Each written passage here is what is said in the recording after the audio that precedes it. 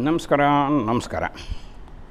ಇವತ್ತು ವಾಟ್ಸಪ್ಪಿನಲ್ಲಿ ಒಬ್ಬರು ಎಮರೈಟು ಅರೇಬಿಯನ್ನು ಅವರು ನಮ್ಮ ಸನಾತನ ಧರ್ಮದ ಸಂಪ್ರದಾಯದ ವೈಜ್ಞಾನಿಕತೆಯನ್ನು ಹೇಳ್ತಾ ಹೋಗಿದ್ದಾರೆ. ಅವ್ರು ಹೇಳಿರೋದೇನು ಅಂದರೆ ಸೌಂಡ್ ರೆಸೊನೆನ್ಸ್ ಬಗ್ಗೆ.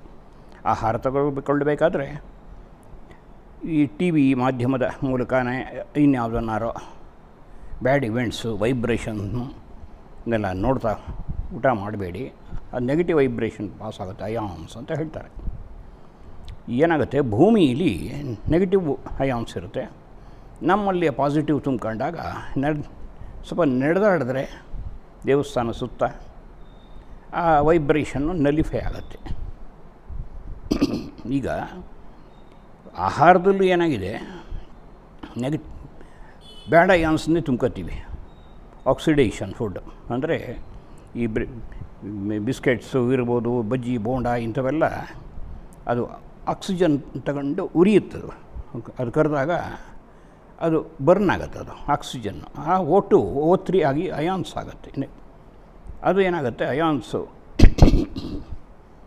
ದೇಹದಲ್ಲಿ ತುಂಬಿಕೊಂಡು ಅದು ಎಲ್ಲೆಲ್ಲಿ ಪಾಸಾಗುತ್ತೆ O3 ಇದು ಡಬಲ್ ಸೋಲ್ಡ್ ಎಡ್ಜ್ ಇದ್ದಾಗೆ ಅದು ನಮ್ಮ ಪಾರ್ಟ್ಗಳನ್ನೆಲ್ಲ ಹಾಳು ಮಾಡ್ತಾ ಹೋಗುತ್ತೆ. ಹಾಗಾಗಿ ಆಕ್ಸಿಡೇಷನ್ ಫುಡ್ಡು ಅದನ್ನೆಲ್ಲ ಹೇಳ್ತಾ ಹೋಗಿದ್ದಾರೆ ಅವರು. ತುಂಬ ಚೆನ್ನಾಗಿದೆ. ಯಾಕೆಂತಂದರೆ ಒಬ್ಬರು ಅರೇಬಿಯನ್ನು ಎಮರೈಟು ಇದನ್ನು ಅಬ್ಸರ್ವ್ ಮಾಡಿದ್ದಾರೆ ಅಂದಮೇಲೆ ನಾವಿದನ್ನು ಗಮನ ಕೊಟ್ಟು ತಂದ್ಕೋಬೇಕಾಗತ್ತೆ. ನಮ್ಮ ಸನಾತನ ಧರ್ಮದ ಸಂಪ್ರದಾಯವನ್ನು ವೈಜ್ಞಾನಿಕತೆಯನ್ನು ಈಗಲೇ 35-40 ತಿಂಗಳಾಗಿದೆ. ಇನ್ನೊಂದು 25-30 ಮಾಡಿ ಆಮೇಲೆ ಬುಕ್ ಪ್ರಿಂಟ್ ಮಾಡಿಸ್ತೀನಿ. ಏನು ಹೇಳ್ತಾಯಿದ್ರೆ, ಸನಾತನ ಧರ್ಮ ಸಂಪ್ರದಾಯದಲ್ಲಿ ವೈಜ್ಞಾನಿಕತೆ, ಆಚರಣೆಗಳಲ್ಲಿ ವೈಜ್ಞಾನಿಕತೆ 4 ಲೆವೆಲಲ್ಲಿ ನೋಡ್ತಾರೆ ವಿಜ್ಞಾನಿಗಳು. ಏನು ಅಂತಂದರೆ, ಒಂದು ಸೌಂಡ್ ರೆಸೊನೆನ್ಸ್, 2ನೇದು ಕ್ವಾಂಟಮ್, 3ನೇದು ಮೆಟಾಫಿಸಿಕ್ಸ್, 4ನೇದು ಪ್ಯಾರಾಸೈಕಾಲಜಿ. ಇದನ್ನೆಲ್ಲ ಹೇಳಿದ್ದೀನಿ, ಇರಲಿ. ಈಗ ಏನಾಗುತ್ತೆ, ಟಿ ವಿ ನೋಡ್ತಾ ನೆಗೆಟಿವ್ ವೈಬ್ರೇಷನ್ ತಗೊಂಡ್ರೆ ಆ ಫುಡ್ಡಲ್ಲೂ ಅದೇ ಪ್ರೊಡ್ಯೂಸ್ ಆಗಿರುತ್ತೆ, ಅದು ಅಯಾನ್ಸ್, ನೆಗೆಟಿವ್ ಅಯಾನ್ಸು. ಆವಾಗ ಏನಾಗುತ್ತೆ, ತಗೊಳ್ಳೋ ಆಹಾರ ಅದು ಈಗ ಯೋಗ ಅಂದ್ರೇನು? ಯೋಗ ಅಂತಂತಂದರೆ ಯೋಗ ಮನಃಪ್ರಶಮನೋಪಾಯಂ, ಮನಸ್ಸಿನ ಪ್ರಶಾಂತತೆ. ಊಟ ಮಾಡುವಾಗ ಅದನ್ನು ಆಸ್ವಾದಿಸಬೇಕು, ಅದೊಂದು. ಹಾಗಾಗಿ ಅನ್ನಂ ಬ್ರಹ್ಮೇ ದಿವ್ಯ ಜಾನಾತ್ ಕಲ್ವ್ಯಮಾನಿ, ಅದು ಮಂತ್ರಗಳು ಹೇಳ್ತಾರೆ.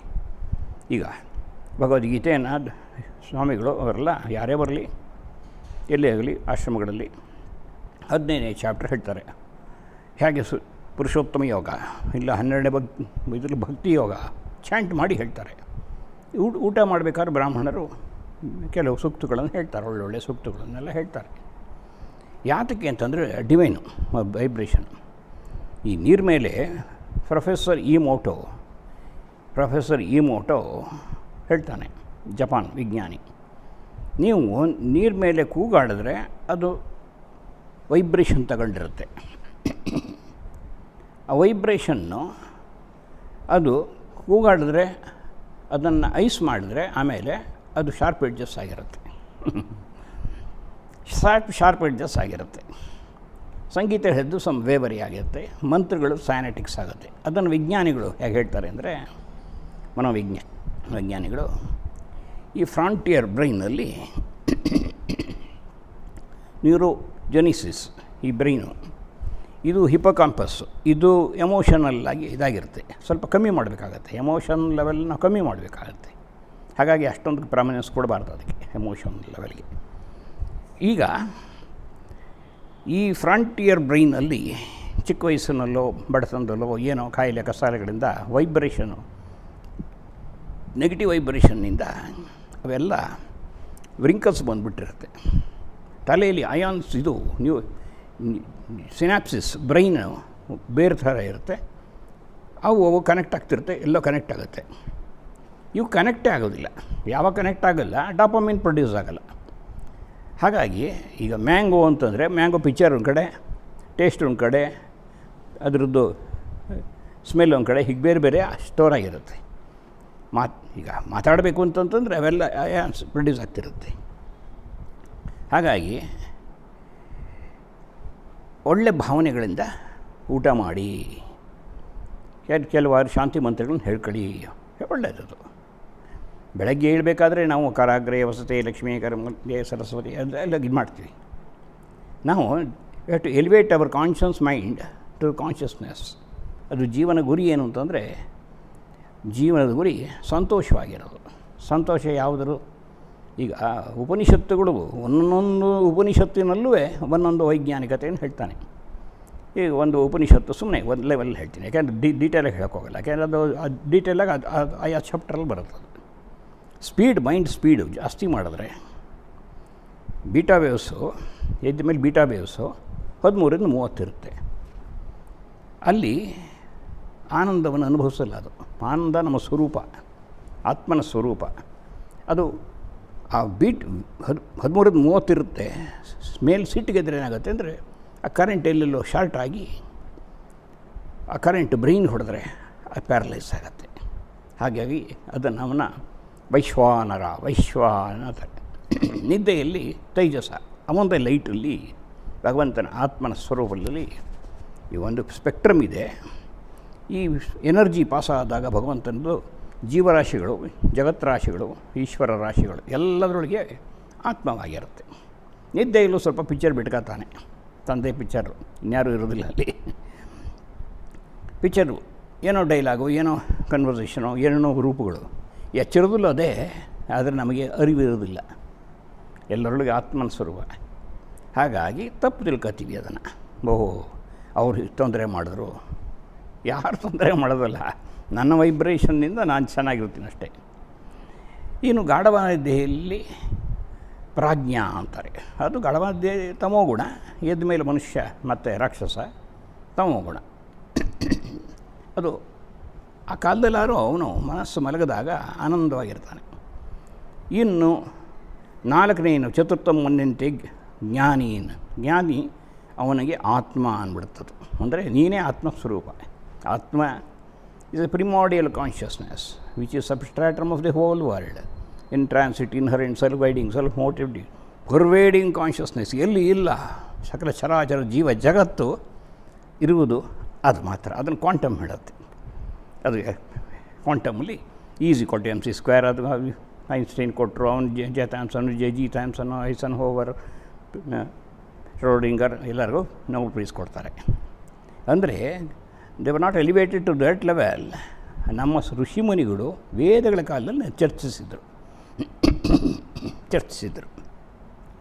ಅದನ್ನು ಹೇಳ್ತೀನಿ. ಯಾಕೆ ಅಂತಂತಂದರೆ, ಈಗ ರತ್ನಾಕರ ಬೇಡ, ಜಪದಿಂದ ರತ್ನ ಬೇಡ ವಾಲ್ಮೀಕಿ ಆಗಿಬಿಡ್ತಾನೆ. ಅಂದರೆ ಆ ಡಿವೈನು ಇವರು ಬನ್ನಂಜೆಯವರು, ವರಳಮಲ್ಲಿಗೆ ಪಾರ್ಸಾರ್ಥಿಯವರು ವಿಷ್ಣು ಸಹಸ್ರನಾಮ ಹೇಳ್ತಾ ಇದ್ದರೆ ನಮ್ಮಲ್ಲಿ ಕ್ಯಾನ್ಸರ್ ಸೆಲ್ಸ್ ಎಲ್ಲ ಡಿಸ್ಟ್ರಾಯ್ ಆಗಿಬಿಡುತ್ತೆ, ಕ್ಯಾನ್ಸರ್ ವಾಸಿಯಾಗುತ್ತೆ ಅಂತೆಲ್ಲ ಬೇಕಾದಷ್ಟು ಹೇಳಿದ್ದಾರೆ. ಈಗ ಅವರು ಆ ಎಮರೇಟು ಅದೇ ಹೇಳ್ತಾರೆ. ಅದನ್ನು ಹಾಕ್ತೀನಿ ನೆಕ್ಸ್ಟು. ಅಂದರೆ ಪ್ರಪಂಚದಲ್ಲಿ ಎಲ್ಲ ಕಡೆ ಗ್ರಾಸ್ ಮಾಡ್ತಿದ್ದಾರೆ. ಈಗ ಅದನ್ನು ಈಗ ಸೂಪರ್ ಯೋಗ ಅಂತ, ಸೂಪರ್ ಯೋಗ ಥೀರಿ ಅಂತ ಮಾಡ್ತಾಯಿದ್ದಾರೆ. ಅದನ್ನು ಸೂಪರ್ ಯೋಗ ಸಪ್ರೇಟ್ ಹೇಳ್ತೀನಿ, ಯಾಕೆಂತಂದರೆ ತುಂಬ ಡೀಟೇಲ್ ಭಾರಿ ಚೆನ್ನಾಗಿದೆ ಅದು ಸೂಪರ್ ಯೋಗ. ಈಗ ನಾವು ಡಿವೈನ್ ವೈಬ್ರೇಷನ್ ತಂದ್ಕೋಬೇಕು ಅಂತಂದರೆ ಏನಾದ್ರು ಯಾವಾಗಲೂ ಒಂದು ಸ್ವಲ್ಪ ಜಪ, ಯಾವಾಗಲೂ ಏನು ಕೆಲಸ ಮಾಡಲ್ಲ, ಕೆಲಸ ಮಾಡುವಾಗ ಕಾನ್ಸಂಟ್ರೇಟೆಡ್ ಮಾಡೋಣ. ಈಗ ಈ ಫ್ರಾಂಟಿಯರ್ ಬ್ರೈನು ವ್ರಿಂಕಲ್ಸ್ ಬಂದುಬಿಟ್ಟಿರುತ್ತೆ. ಅದು ಯಾವಾಗಲೂ ಅದೇ ಅದರಲ್ಲಿ ನರಳುತ್ತೆ, ಅದರಲ್ಲಿ ಕಾನ್ಸಂಟ್ರೇಷನ್ ಇರಲ್ಲ, ಅದರಲ್ಲಿ ಒಂದು ಅದರದ್ದು ಸೈಕೋಸಮ್ಯಾಟಿಕ್ ಡಿಸಾರ್ಡರ್ಸಿಂದ BP, ಡಯಾಬಿಟಿಕ್ಕು, ಬ್ಯಾಂಕ್ರೈಟಿಸು ಏನೇನೋ ಬರ್ತಾ ಇರುತ್ತೆ. ಸಿನಾಪ್ಸಿಸ್ಗಳು ದೂರ ಆಗಿಬಿಟ್ಟು ನ್ಯೂರಾನ್ಸು ಕನೆಕ್ಟೇ ಆಗುತ್ತಿರಲ್ಲ. ಕನೆಕ್ಟ್ ಆಗದೇ ಇರುವಾಗ ಏನಾಗುತ್ತೆ? ಕನೆಕ್ಟ್ ಆಗದೇ ಇರುವಾಗ ಆಲ್ಝೈಮರ್, ಡೆಮೆನ್ಷಿಯಾ, ಡಿಪ್ರೆಷನ್ನು, ಓಲ್ಡ್ ಏಜಲ್ಲಿ ಬಂದುಬಿಡುತ್ತೆ ಬೇಗ. ತುಂಬ ಜನಕ್ಕೆ ಈಗಂತೂ ತುಂಬ ಜನಕ್ಕೆ ಬರ್ತಾಯಿದೆ.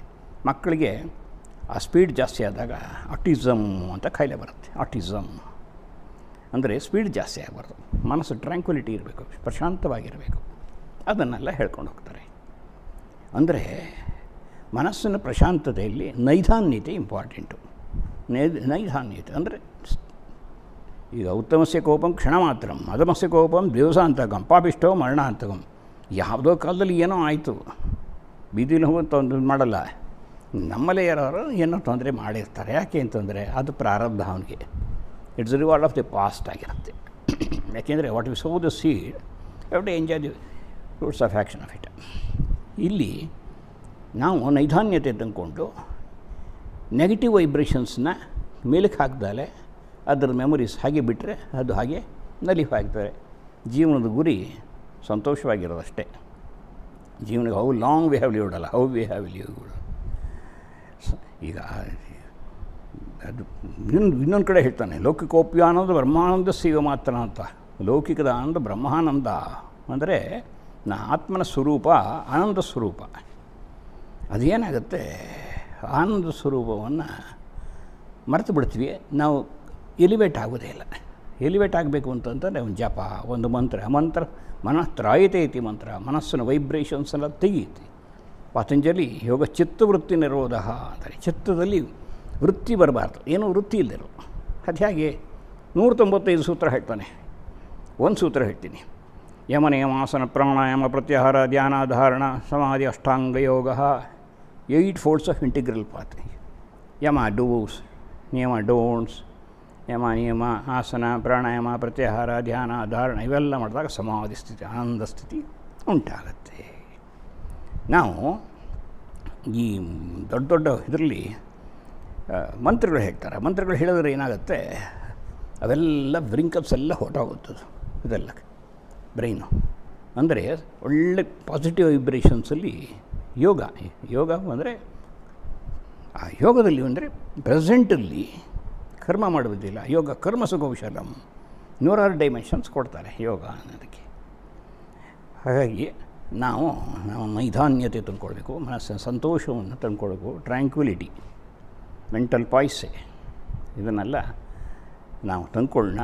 ಸಾಧ್ಯವಾದಷ್ಟು ಅದನ್ನು ಅಸ್ಟೋಸೈಜೇಷನ್ ಮಾಡ್ಕೊಳ್ಳೋಣ. ಗೊತ್ತು ಅಸ್ಟೋಸೈಜೇಷನ್ನು ಎಲ್ಲ ಹೇಳಿದ್ದೀನಿ. ತಂದ್ಕೊಂಡು ನಮ್ಮಲ್ಲಿ ನೈಧಾನ್ಯತೆಯಿಂದ ಸ್ಪೀಡ್ ಇಲ್ದಾಲೆ, ಈಗ ವೈಲಿನ್ ಫಾಸ್ಟಾಗಿ ಬಾರಿಸಿದ್ರೆ ಗಾಜು ಇದ್ರ ಓಡುತ್ತೆ. ಅಂದರೆ ಸ್ಪೀಡಿಗೆ ಈಗ ಸೃಷ್ಟಿಯಾಗಿರುವುದೇ ನಾದಾತ್ಮಕ. ಪ್ಯಾಸಿಟ್ರನ್ ಎಲೆಕ್ಟ್ರಾನ್ ಫ್ಲೋ ಆಯಿತು ಅಂತಲೇ ಏನೋ, ಆಮೇಲೆ ಕೊಲೈಡ್ ಆಯಿತು ಅಂತಲೇ ಎಕ್ಸ್ಪ್ಲೋಡ್ ಆಯಿತು ಅಂತ, ಓಂಕಾರ ಇಲ್ಲ ಆಯಿತು, ಎಲ್ಲ ಕಡೆ ಸ್ಪ್ರೆಡ್ ಆಯಿತು ಅಂತ ಇದೆಲ್ಲ ಹೇಳ್ಕೊಂಡು ಹೋಗ್ತಾರೆ. ಶಕ್ತಿ ಅಂತ ವೇದಗಳಲ್ಲಿ. ಹಾಗೆ ನಾವು ಒಂದು ನಿಧಾನ್ಯತೆ ತಂದ್ಕೊಂಡು ಮನಸ್ಸಲ್ಲಿ ಚಿತ್ತವೃತ್ತಿಗಳಿಲ್ದ ಹಾಗೆ ಕಟ್ಟು what as already happened is happened, it's the reward of A past. ನಾವು ಈಗ ಟ್ರಾನ್ಸ್ಮೈಗ್ರೇಷನ್ನಲ್ಲಿ ಈ ನೈಧಾನ್ಯತೆಯಿಂದ ತಂದ್ಕೊಂಡ್ರೆ ಆನಂದ ನನ್ನ ಸ್ವರೂಪ. ಆನಂದ ನಿದ್ದೆಯಲ್ಲಿ ಆನಂದವಾಗಿದ್ದೀವಲ್ಲ, ಯಾರಿದಾರಲ್ಲಿ? ಯಾರೂ ಇಲ್ಲ. ಆನಂದ ನನ್ನ ಸ್ವರೂಪ. ಆನಂದ ಬದಲಾಗದಿರುವ ನಂದ ಇರುವಿಕೆ. ಹಾಗಾಗಿ ಈಗ ನಾವು ಅವ್ರದ್ದು ನೋಡೋಣ. ನಮ್ಮ ಎಮರೇಟ್ ಹೇಳಿರೋರು ಅಂದರೆ ಪ್ರಪಂಚದಲ್ಲಿ ಎಲ್ಲ ಇವತ್ತು ವಿಜ್ಞಾನನೂ ಒಪ್ಪಿದೆ ಈ ಸ್ಥಿತಿಗಳನ್ನು. ವೇದಗಳಲ್ಲಿ ಯಾವಾಗ ವೇದಗಳ ಕಾಲದಲ್ಲಿ ಇವನ್ನೆಲ್ಲ ಚರ್ಚಿಸಿದ್ದಾರೆ. ಇಲ್ಲದಿದ್ದರೆ ಪಾಪ ಅವರಿಗೆ ಆ ಎಮರೇಟ್ಗೆ ಹೇಗೆ ಗೊತ್ತಾಗಬೇಕು? ವಿಜ್ಞಾನ ಒಪ್ಪಿದೆ. ಅದನ್ನು ಒಪ್ಪಿರುವುದನ್ನು 180 ಡಿಗ್ರಿ ಎಕ್ಸ್ಪೀರಿಯನ್ಷಿಯಲ್ ನಾಲೆಜನ್ನು ನಮ್ಮ ಮುಂದೆ 180 ಡಿಗ್ರಿಯಲ್ಲಿ ನೋಡೋಣ. ಎಕ್ಸ್ಪೆರಿಮೆಂಟವಲ್ ಆಗಿ ಎಕ್ಸ್ಪೆರಿಮೆಂಟ್ ಮಾಡ್ತಾ let us one with that consciousness. ಆನಂದದಲ್ಲಿ, ನಮ್ಮ ಸ್ವರೂಪದ ಆನಂದದಲ್ಲಿ ನಾವು ಒಂದಾಗಿ ಆ ಜೀವನದ ಗುರಿಯ ಸಂತೋಷದತ್ತ ಸಾಗೋಣ. With this I conclude. ಈಗ 5 ಹಾಕ್ತೀನಿ ನೋಡಿ. Thank you. Never drink water that was sitting next to you after you have spoken badly about someone. I'm going to teach you something wealthy families have known for generations. So listen very carefully. The fundamental principle of water is that it absorbs vibrations. This is its very essence. Everything spoken near water is captured and recorded through its vibrational process. Now imagine this.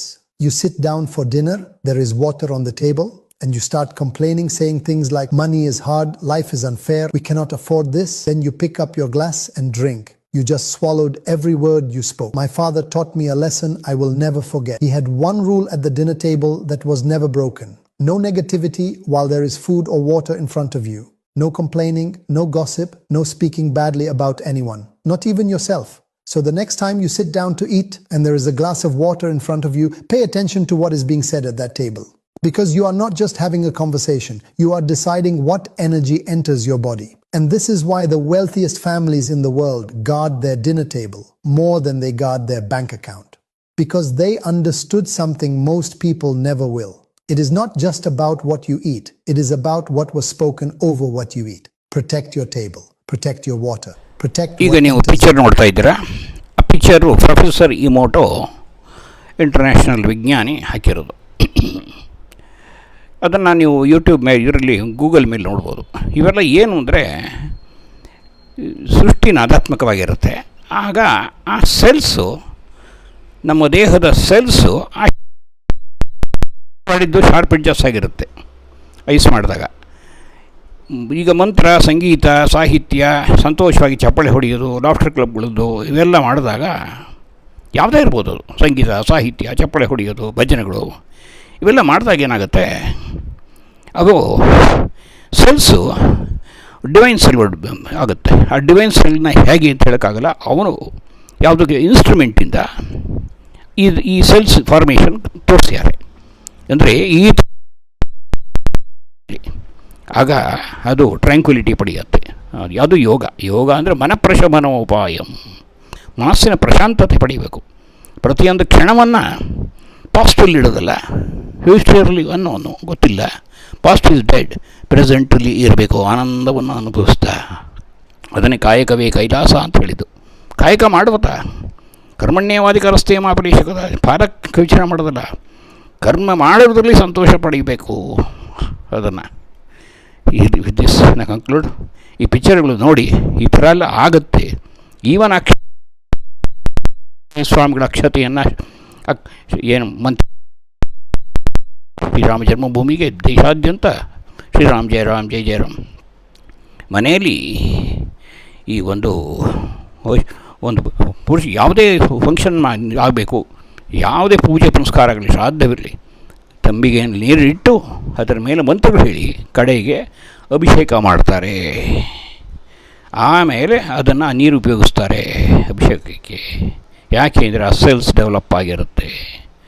ನಾವು ಪ್ರತಿ ದಿವಸ ಮಲಕ್ಕಬೇಕಾದ್ರೆ ಒಂದು ಯಾವುದೋ ನಿಮಗೆ ತಿಳಿದಿರುವ ಒಂದು ದೀರ್ಘವಾದ 5 ನಿಮಿಷ ಮಂತ್ರವನ್ನು ಗಟ್ಟಿಯಾಗಿ ಮನಸ್ಸು ಗಟ್ಟಿಯಾಗಿ ಹೇಳಿದ್ರೆ ನಮ್ಮ ದೇಹದ ಸೆಲ್ಸ್ ಎಲ್ಲ ಚೇಂಜ್ ಆಗುತ್ತೆ, ಫಾರ್ಮೇಷನ್ ಆಗುತ್ತೆ, ಆನಂದ ಪಡೆಯುತ್ತೆ. ಯಾವುದೋ ಘಟನೆಯ ನಡೆದು ಮೈ ಪರಚಿಕೊಳ್ಳೋದಲ್ಲ, ಕೋತಿ ಹಾಗೆ ಘಟನೆಯೊಂದು ನನ್ನದು ಮೈ ಪರಚಿಕೊಂಡಂತೆ ಗಾಯ ಮಾಡ್ಕೊಂಡಾಗೆ ಅಂತ ಅಲ್ಲ, ಕೋತಿ ಅದು ಆನಂದವಾಗಿರಬೇಕು. ಮನುಷ್ಯ ಆ ಟ್ರ್ಯಾಂಕ್ವಿಲಿಟಿ ಅನುಭವಿಸಿದ್ರೆ ಆ ಪರ್ವೇಡಿಂಗ್ ಕಾನ್ಷಿಯಸ್ನೆಸ್ಸಿನ ಸ್ವರೂಪ, ಆತ್ಮನ ಸ್ವರೂಪ ಆನಂದ ಆತ್ಮನ ಸ್ವರೂಪ. With this conclude. ಇದ್ರ ಬಗ್ಗೆ ಹಿಂದೆ ಹೇಳಿದ್ದೀನಿ, ಇದು ನೀವು ಮುಂದೆ ಕಂಟಿನ್ಯೂ ಮಾಡ್ತೀನಿ, ಡೆವಲಪ್ ಮಾಡ್ತೀನಿ ವಿತ್ ದಿಸ್. Thank you. ನಮಸ್ಕಾರ.